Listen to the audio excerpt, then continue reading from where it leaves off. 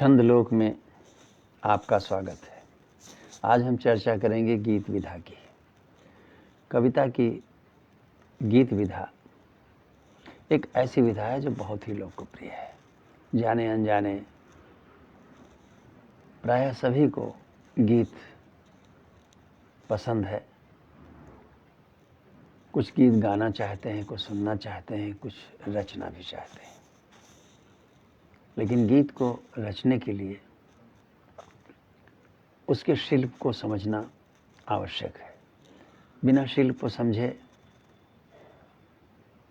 गीत अगर रचा जाता है तो कहीं न कहीं वो अपने मूल स्वरूप से भटक जरूर जाता है।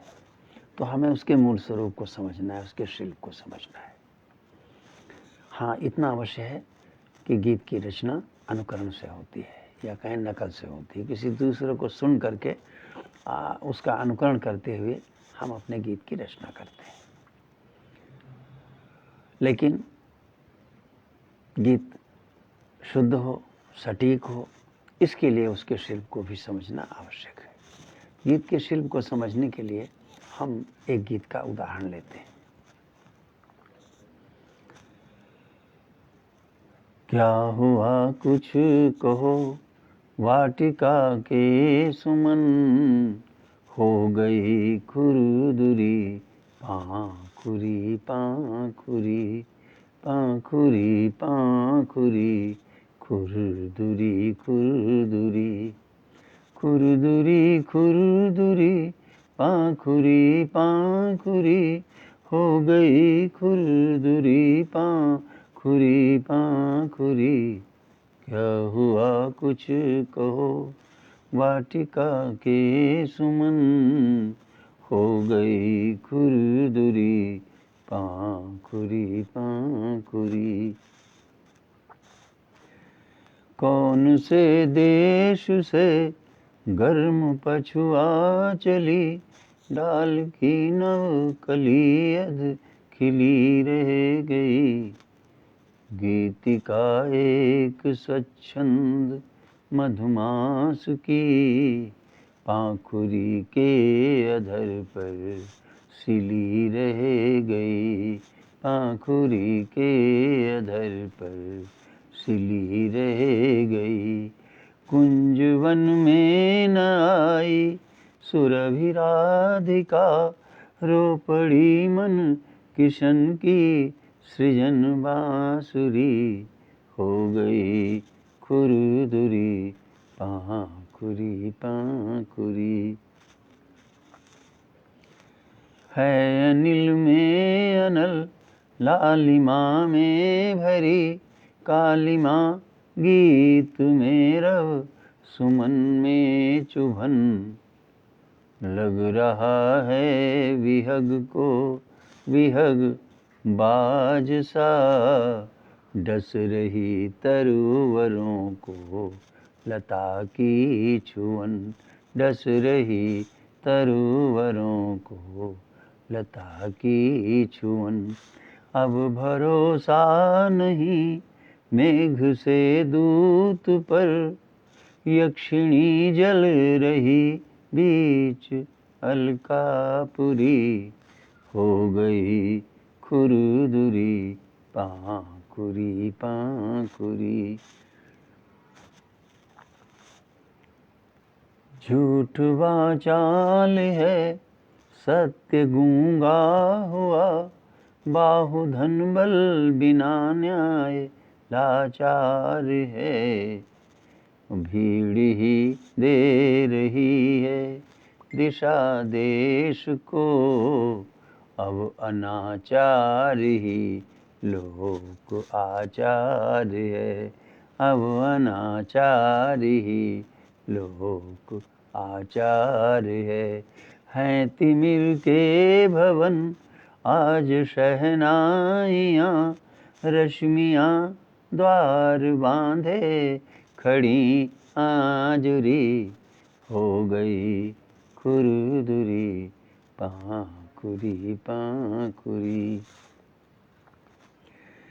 शीर्ष के फूल झुल से खिले फिर नहीं, पाखुरी पाखुरी हो बिखर ही गए। दूब के वृंत रौंदे तपे जो बचे, जल मिला तो सजल हो निखर ही गए। जल मिला तो सजल हो निखर ही गए। इसलिए दूब के नाम ही लिख गई, आज सारे चमन की छटा माधुरी। हो गई खुरदुरी पाखुरी पाखुरी। क्या हुआ कुछ कहो वाटिका के सुमन, हो गई खुरदुरी पाखुरी पाखुरी।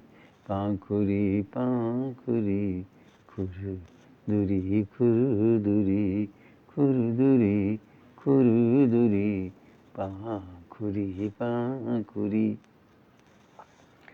अब इस गीत के माध्यम से हम गीत विधा के लक्षणों को समझने का प्रयास करेंगे। गीत का सबसे पहला लक्षण है लयात्मकता, और ये लयात्मकता किसी छंद पर आधारित होती है। हम उसे जानते हो या न जानते हो, लेकिन लयात्मकता सदैव किसी न किसी छंद पर ही आधारित होती है। हाँ, लयात्मकता उर्दू बहर पर भी आधारित हो सकती है, लेकिन मूल रूप से देखें तो प्रत्येक उर्दू बहर किसी न किसी छंद का ही रूपांतरण है। इसलिए अगर हम ये कहें कि लय किसी न किसी छंद पर ही आधारित है तो अनुचित नहीं होगा। आइए इस गीत की लय को देखें किस छंद पे आधारित है। एक पंक्ति लें, हो गई खुरदुरी पाखुरी पाखुरी। हो गई गालगा, खुरदुरी गालगा, पाखुरी गालगा, पाखुरी गालगा। हो गई खुरदुरी पाखुरी पाखुरी, गालगा गालगा गालगा गालगा। गुरु को गा, लघु को ला मानते हुए जब हमने उच्चारण किया तो ये मापनी सामने आ गई, गालगा गालगा गालगा गालगा।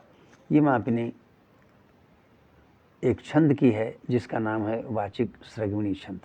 स्रग्विणी छंद मूलतः वर्णिक छंद है, लेकिन जब इसका वाचिक प्रयोग करते हैं अर्थात उच्चारण के अनुरूप हम गुरु की जगह दो लघु का भी प्रयोग कर लेते हैं तो यह मात्रिक रूप में हो जाता है और इसको हम कहते हैं वाचिक स्रग्विणी। तो इसका आधार छंद है वाचिक स्रग्विणी, और सभी पंक्तियां इसकी मुखड़े से लेकर के अंतरे तक अंत तक सभी पंक्तियां वाचिक स्रग्विणी छंद पर ही आधारित है। दूसरा जो लक्षण है गीत का वो है उसका मुखड़ा। मुखड़े को प्रारंभ में गाया जाता है। इसमें पंक्तियों की संख्या प्रायः 1 से 4 तक होती है, कोई बंधन नहीं है, वो कवि की अपनी इच्छा पर रुचि पर निर्भर करता है। इस गीत में 2 पंक्तियों का मुखड़ा है, क्या हुआ कुछ कहो वाटिका के सुमन, हो गई खुरदुरी पाखुरी पाखुरी। ये 2 पंक्तियां हैं जिसमें से पहली पंक्ति अतुकांत है, दूसरी तुकांत है। ध्यान रहे कि मुखड़े में तुकांत की व्यवस्था कवि अपनी रुचि से जैसा उचित समझता है वैसी करता है। छंद की तुकांत व्यवस्था गीत की तुकांत व्यवस्था पर प्रभावित नहीं करती है। अब मुखड़े के बाद में एक टेक होती है। एक मुखड़े की ऐसी पंक्ति होती है जिसको हम अंतरे के बाद दोहराते हैं, उसको टेक कहते हैं। टेक को ध्रुव पंक्ति भी कहते हैं, स्थायी पंक्ति भी कहते हैं। मुख्य रूप से टेक कहा जाता है। तो इस मुखड़े की 2 पंक्तियों में से टेक पंक्ति जो है वो है हो गई खुरदुरी पाखुरी पाखुरी। हम इसी पंक्ति को हर अंतरे के बाद दोहराएंगे। ये 3 लक्षण हो गए। कौन कौन? लयात्मकता, मुखड़ा और टेक। अब चौथा लक्षण है अंतरा। मुखड़े के बाद में एक अंतरा आता है। अंतरे में दो भाग होते हैं, प्रारंभिक पंक्तियां होती हैं और उसके बाद एक पूरक पंक्ति होती है। वो पूरक पंक्ति टेक के साथ में मेल खाती है। प्रारंभिक पंक्तियां जो होती हैं उनकी संख्या 2 से 4 तक हो सकती है, कोई इससे अधिक भी रख सकता है, यह कवि की रुचि पर निर्भर करता है। इस गीत में प्रारंभिक पंक्तियां, अंतरे की जो प्रारंभिक पंक्तियां हैं वो 4 हैं और उन 4 पंक्तियों में दूसरी और चौथी पंक्ति तुकांत है।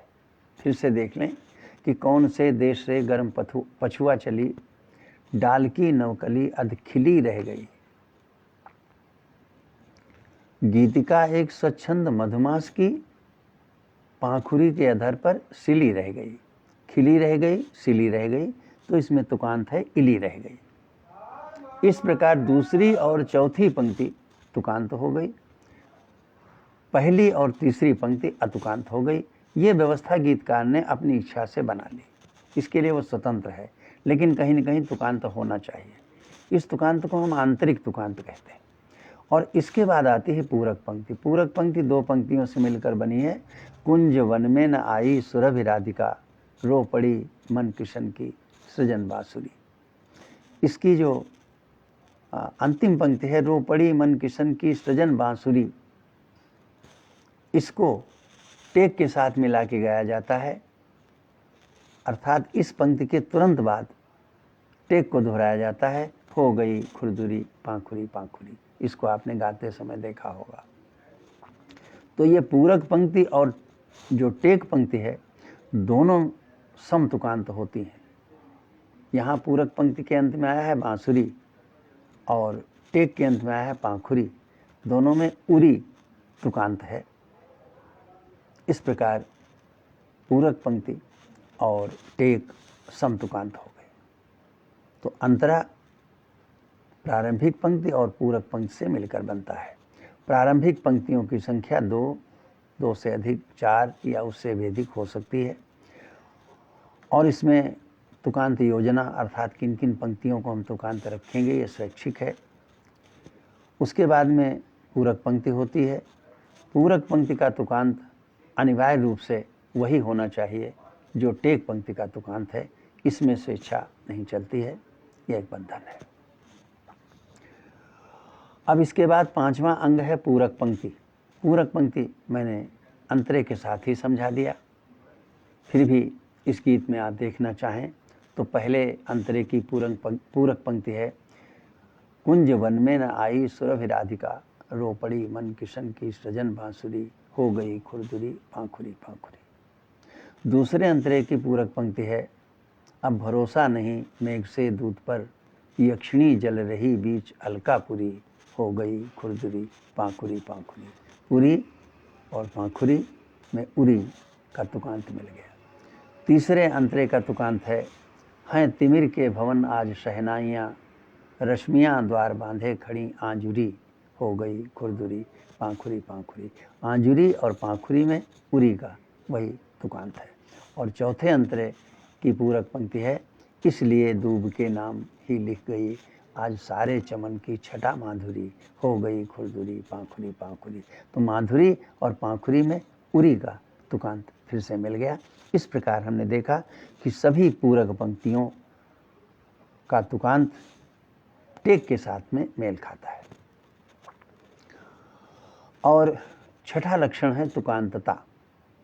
चर्चा तो इसकी होती ही गई, बीच बीच में है, फिर से हम उसको दोहरा दें कि अंतरे की जो प्रारंभिक पंक्तियां हैं उसमें हम तुकांतता अपनी इच्छा के अनुसार लेते हैं। रचनाकार अपनी इच्छा के अनुसार तुकांतता लेता है। जैसे हमने 4 पंक्तियों में दूसरी और चौथी पंक्ति को तुकांत लिया, कोई दूसरा रचनाकार पहली दूसरी को अलग तुकांत दे सकता है और तीसरी चौथी को अलग प्रकार से तुकांत दे सकता है। तीसरा रचनाकार पहली, दूसरी और चौथी पंक्ति को तुकांत कर सकता है, तीसरी को अतुकांत कर देगा तो यह मुक्तक शैली हो जाएगी। अब इस प्रकार कितनी पंक्तियां हैं और कौन कौन तुकांत हैं, यह कवि की अपनी इच्छा पर निर्भर करेगा। हाँ, अगर दो ही पंक्तियां हैं तो दोनों आपस में तुकांत ही होंगी, नहीं तो आंतरिक तुकांत जाएगा कहाँ। दो पंक्तियां हैं ही है तो दोनों आपस में तुकांत होंगे। अब अंतरे के अंदर जो आंतरिक तुकांत होता है, यानी प्रारंभिक पंक्तियों का तुकांत होता है, वो सभी अंतरों में अलग अलग होता है। तुकांत अलग अलग हो सकता है, किंतु तुकांत की योजना है वो नहीं बदलेगी। अगर आपने दूसरी और चौथी को तुकांत लिया है तो सारे अंतरों में दूसरी चौथी पंक्तियां ही तुकांत होंगी, और पूरक पंक्ति जो है उसका तुकांत सदैव टेक के साथ में मेल खाएगा, उसका मेल आवश्यक है। अर्थात सभी पूरक पंक्तियां और टेक सम तुकांत होंगे।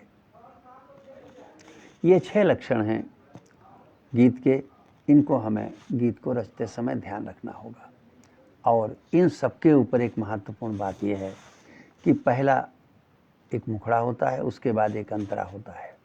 मुखड़ा और एक अंतरा को मिला के जो हम छंद की योजना बनाते हैं, जो हम तुकांत की योजना बनाते हैं, उसमें कुछ कुछ हमारी अपनी इच्छा काम करती है, अपनी रुचि काम करती है। लेकिन एक बार यह योजना बनाने के बाद जितने अंतरे बाद में आएंगे, उन सभी अंतरों में इस योजना का पालन पूरी तरह से किया जाएगा, कठोरता से किया जाएगा। उसके अनुपालन में अगर कोई कमी रह जाती है तो गीत दूषित हो जाएगा, अशुद्ध हो जाएगा। तो मुखड़ा और एक अंतरा को मिलाकर के तुकांत और छंद की योजना निर्धारित करना गीतकार के ऊपर निर्भर करता है, लेकिन अगले अंतरों में उसका अनुपालन करना अनिवार्य हो जाता है, वो शैक्षिक नहीं होता है। एक प्रश्न और उठता है कि अंतरे कितने हो सकते हैं। तो कम से कम 2 अंतरे आवश्यक होते हैं, इसके बाद आप जितने भी अंतरे करना चाहें कर सकते हैं।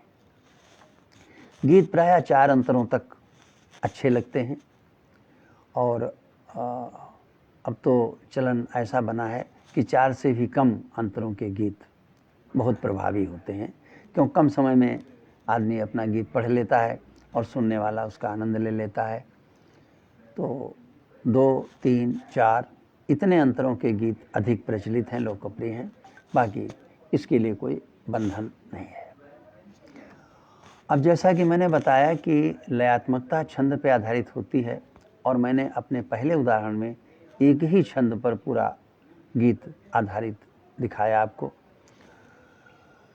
ये अनिवार्य नहीं है, हम कई छंदों का प्रयोग कर सकते हैं।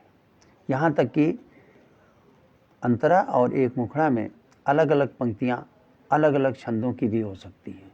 हाँ, उनमें लय में एक निरंतरता, एक प्रवाह होना चाहिए। ऐसा नहीं है कि उन पंक्तियों की लय आपस में मेल ही न खाए और हम अपने स्वेच्छाचारिता से जो पंक्ति जिस छंद में चाहें रच दें। हम पंक्तियां अलग अलग छंदों में कर सकते हैं, लेकिन उन पंक्तियों का आपस में तालमेल, निरंतरता, प्रवाह और गेयता अवश्य होनी चाहिए। आइए एक गीत और लेते हैं जिसमें हम 2 छंदों का प्रयोग देखेंगे। पहले गीत सुनिए, फिर हम उसमें बताएंगे कि कैसे 2 छंदों का प्रयोग हुआ है। गुल्ली डंडा लुक्का छिपी बरगदिया की छाँव, गुल्ली डंडा लुक्का छिपी बरगदिया की छाँव, याद बहुत आता है मुझको बचपन का वह गाँव, याद बहुत आता है मुझको बचपन का वह गाँव।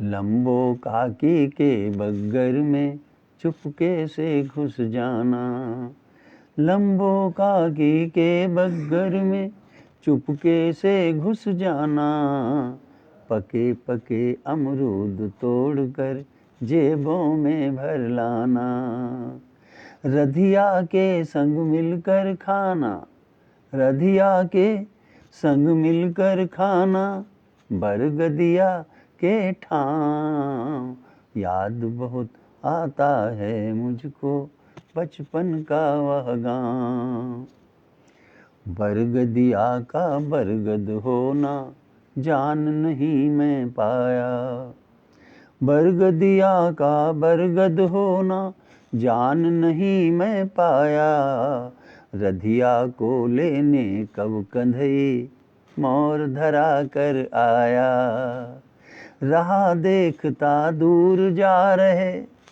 रहा देखता दूर जा रहे, रचे महावर पाँव, याद बहुत आता है मुझको बचपन का वह गाँव, बरगद की बढ़ रही जटा जब धरती में घुस आई, बरगद की बढ़ रही जटा जब धरती में घुस आई, थकी थकाई रधिया आकर मेरे संग बिरमाई, मौन निहारा किया उसे तो, मौन निहारा किया उसे तो कौवे ने की काँव, याद बहुत आता है मुझको बचपन का वह गाँव, गुल्ली डंडा लुक्का छिपी बरगदिया की छाँव, याद बहुत आता है मुझको बचपन का वह गाँव। इस गीत में आप देखें कि जो पहली दो पंक्तियां हैं ये मुखड़ा बनाती हैं और दोनों पंक्तियां तुकांत हैं। जो मैंने पहला उदाहरण लिया था उसमें पहली पंक्ति अतुकांत थी, केवल दूसरी का तुक पूरक पंक्तियों से मिलाया गया था, लेकिन इस गीत में मुखड़े की दोनों पंक्तियां आपस में तुकांत हैं। गुल्ली डंडा लुक्का छिपी बरगदिया की छाँव, याद बहुत आता है मुझको बचपन का वह गाँव।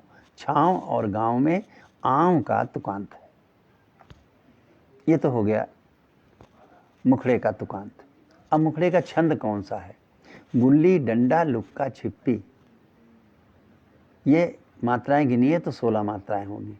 गुल्ली 4, डंडा 4, लुक्का 4, छिप्पी 4, 4 4 4 4, 16 मात्राएं हो गई। बरगदिया की छाँव, बर गद या 6 मात्राएं, की 2 मात्राएं 6 2 8 और छाँव में 3 मात्राएं 8 3 11, तो ये 11 मात्राएं होंगी। तो 16 और 11 मात्राओं से मिलकर के ये एक पंक्ति बनी है और कुल मिलाकर के 27 मात्राएं हो गई। इसके अंत में गाल है। यह लक्षण है सरसी छंद के। इस प्रकार हम कहेंगे कि ये मुखड़ा सरसी छंद पे आधारित है और ये मापनी मुक्त छंद है। मापनी मुक्त छंद की लय को अनुकरण से हृदय में बसाना होता है, अन्य साधनों से बसाना होता है, थोड़ा कठिन होता है। और मापनी युक्त जो छंद हैं उनमें आसान होता है कि अगर हम मापनी पर चल रहे हैं तो लय से कभी नहीं भटकेंगे, लेकिन जो मापनी मुक्त हैं उनको समझने में थोड़ी सी कठिनाई होती है। उसमें अनुकरण ज़्यादा सहायता करता है।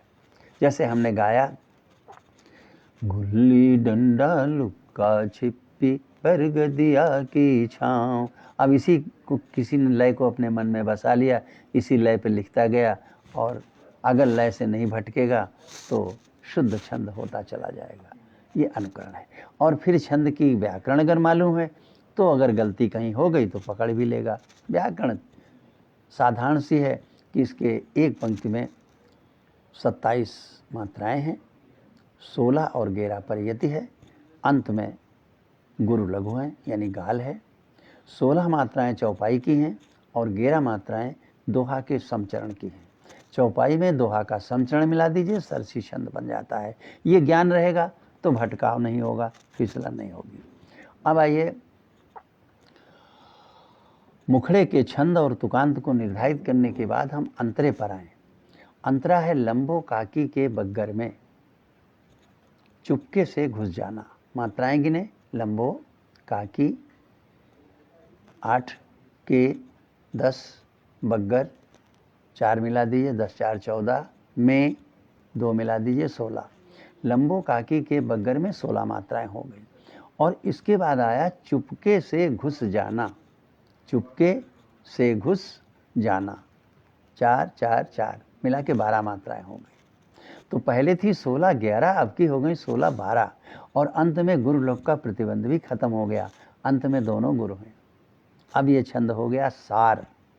सार छंद जो है वो 28 मात्रा का होता है, 16 और 12 पर यति होती है। उस छंद पे आधारित इसका अंतरा है। तो मुखड़ा सरसी में सरसी छंद पे आधारित है, और अंतरा जो है वो सार छंद पे आधारित है।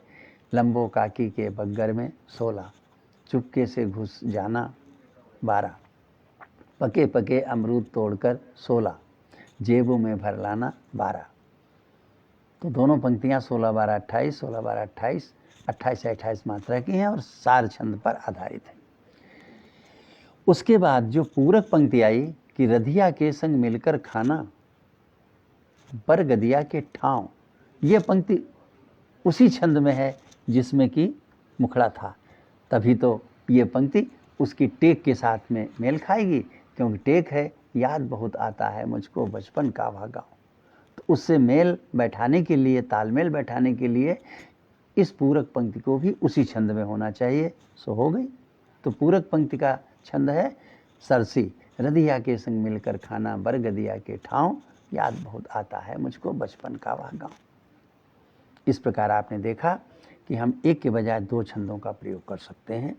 यहाँ पर सरसी छंद का प्रयोग मुखड़े और टेक में किया गया है, और पूरक पंक्तियाँ भी उसी सरसी छंद में हैं, जबकि अंतरे की प्रारंभिक पंक्तियाँ सार छंद में हैं, और कुल मिला के 2 पंक्तियाँ हैं, दोनों आपस में तुकांत हैं।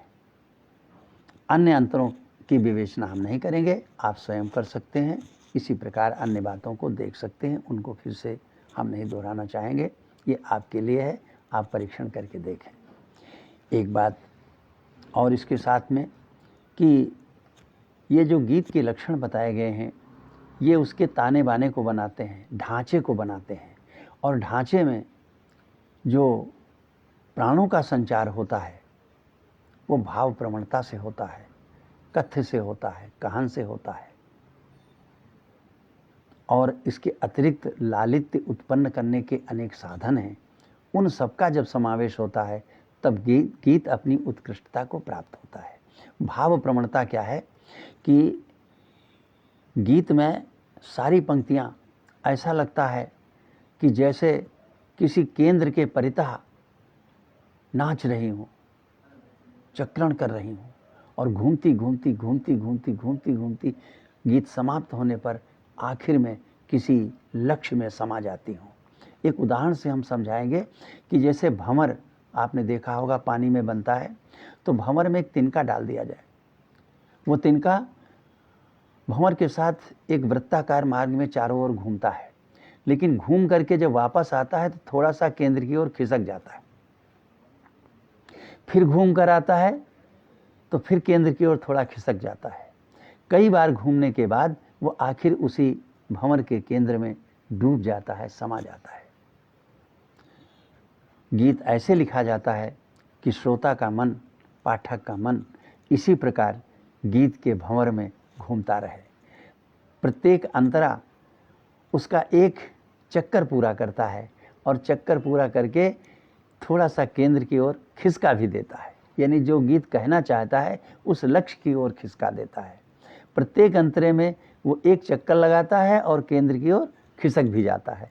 खिसकते खिसकते आखिर में श्रोता का मन गीत का जो लक्ष्य है, गीत की जो रसात्मकता का अंत है, उस रस के अनंत सागर में जाकर के वो डूब जाता है, जैसे भंवर में पड़ा हुआ तिनका अंत में जल की अनंत राशि में डूब जाता है।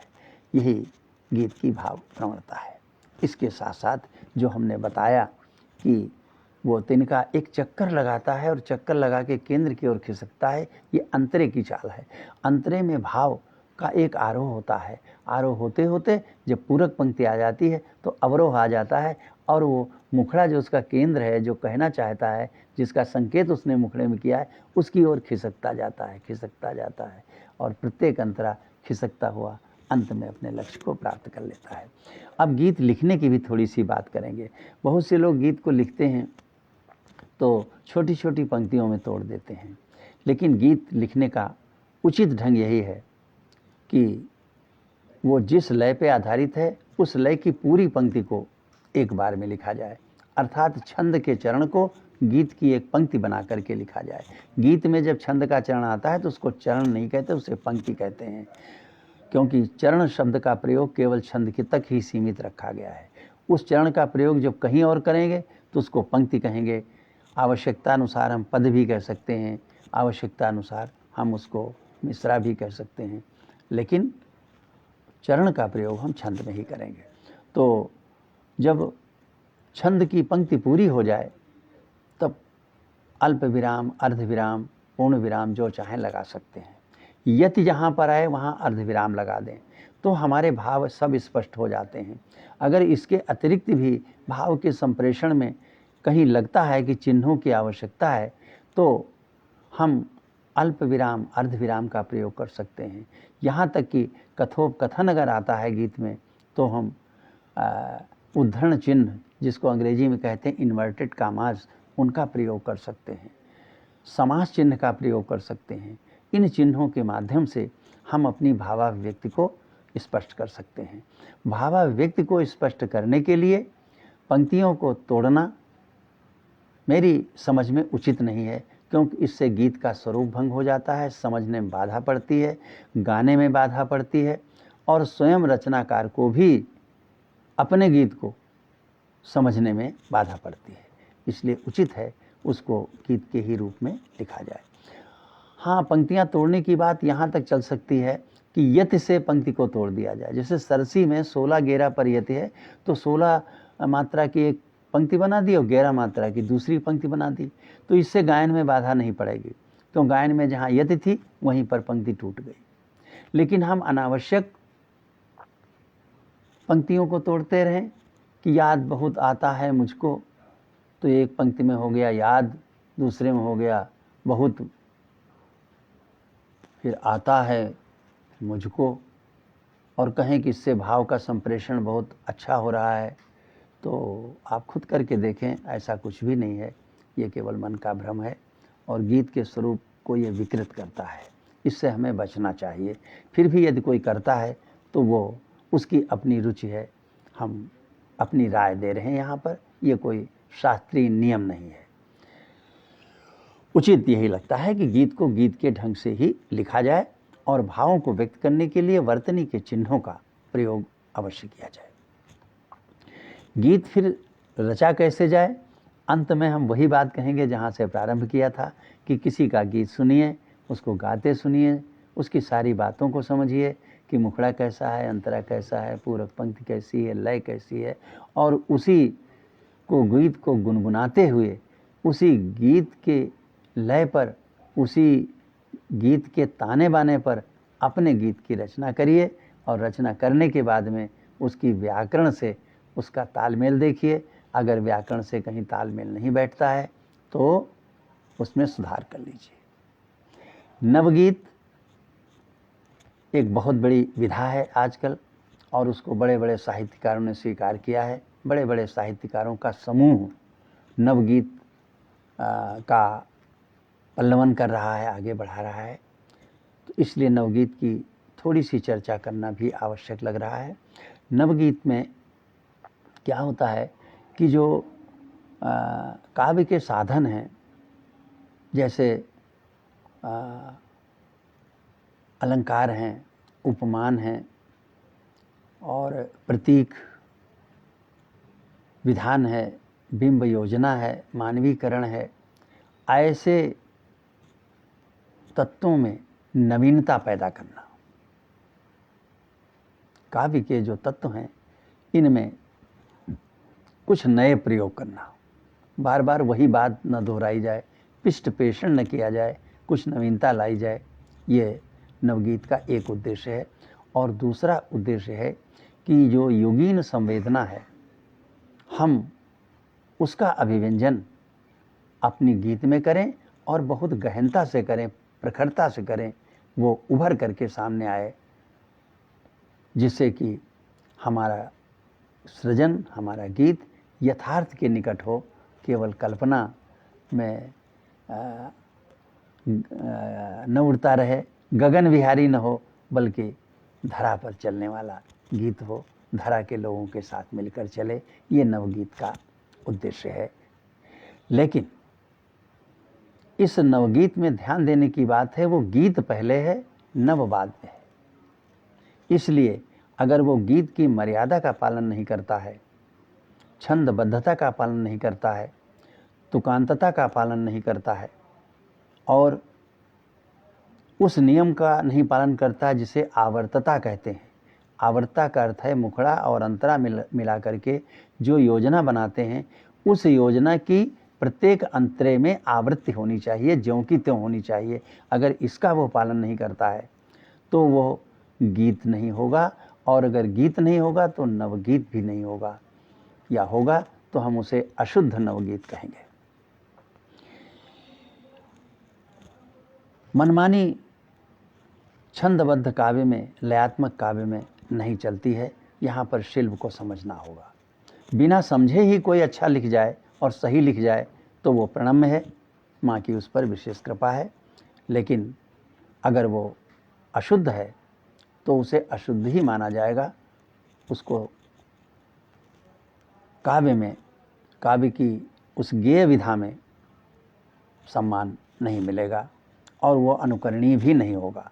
अगर किसी ने कुछ ऐसा लिखा है और वो सम्मानित कवि है, महान कवि है, तो हम उसके अन्य गुणों को ग्रहण करें। लेकिन अगर गीत की रचना में उसने विचलन किया है तो उस विचलन को, उस दोष को हम ग्रहण न करें, उसको महानता मत माने। ये मेरा अपना संदेश है छंदबद्ध रचना के लिए। और इसके साथ मैं कामना करता हूँ, शुभकामना करता हूँ कि आप सबका सृजन सार्थक हो, उसमें लालित्य हो और लोकमानस में व्याप्त हो। एक आपके गीत की एक पंक्ति अगर कोई जाने अनजाने गुनगुना लेता है, किसी के होठों पर थिरक जाती है, तो आप समझिए गीत का वो सबसे बड़ा सम्मान है। बहुत बहुत धन्यवाद।